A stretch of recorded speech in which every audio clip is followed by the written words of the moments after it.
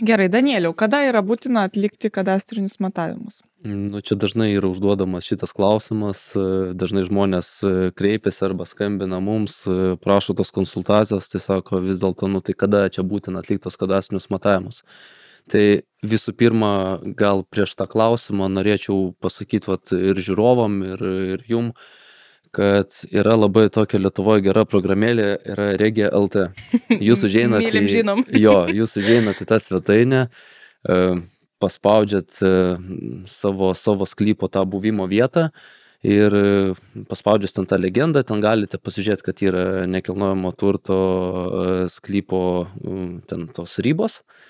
Ir sutartiniais ženklais tam tikrais yra parodyta, ar jūsų ten tie matavimai yra atlikti ar neatlikti. Tai oranžinė spalva pažymėme sklypą, tai yra preliminarūs matavimai, mėlyna spalva yra atlikti matavimai ir būna dažnai dar pasitaiko, kai būna raudonas sklypas ir taškiukais uždėtas. Tai gaunasi, kad prieš tai buvo atlikti matavimai, bet dabar šiuo metu yra jie panaikinti dėl tam tikrų priežasčių.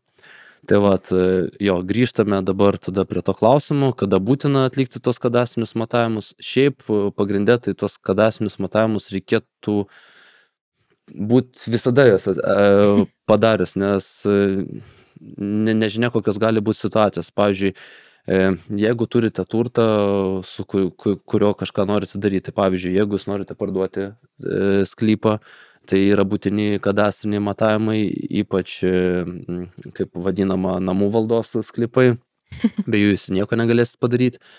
Tada dažnai būna, kaip pavyzdžiui, pasistato kažkokius ūkinius pastatus, naujus gyvenamosius pastatus, kai būna kokie rekonstrukcijos darbai vykdomi. Tai visą tai reikia irgi fiksuoti kadastriniuose matavimuose, tai yra, kad byloje būtų užrašyta, kad ten vat, yra atlikti tam tikri darbai.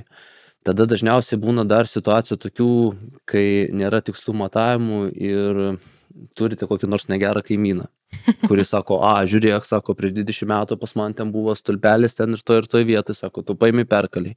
Tada jau prasideda ginčas. Jeigu pas kažką nėra atlikti kažkokie kadastriniai matavimai, tai vat, vėl yra bėda. Tai dėl šios priežasties, aišku, reikėtų juos turėti.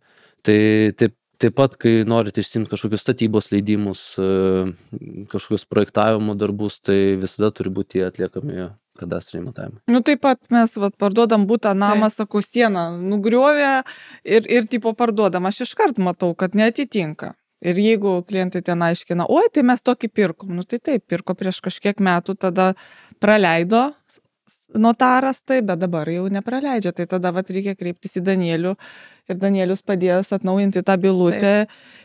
Ir viską tvarkingai parduosite. Arba atlikti sklypo matavimus. Nu, arba sklypo, taip, bet čia dabar apie butą, jo, tai faktas, kad ir tam reikia to.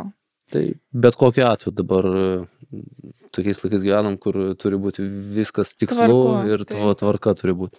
Ir dar pasikartosim, kad be kadastrinių matavimų jūs žemės sklypą, jeigu tai, pavyzdžiui, kaip tu sakai, namų valda, jūs neparduosite, nes notaras tokio sandorio nepatvirtins. Todėl matavimai yra būtini.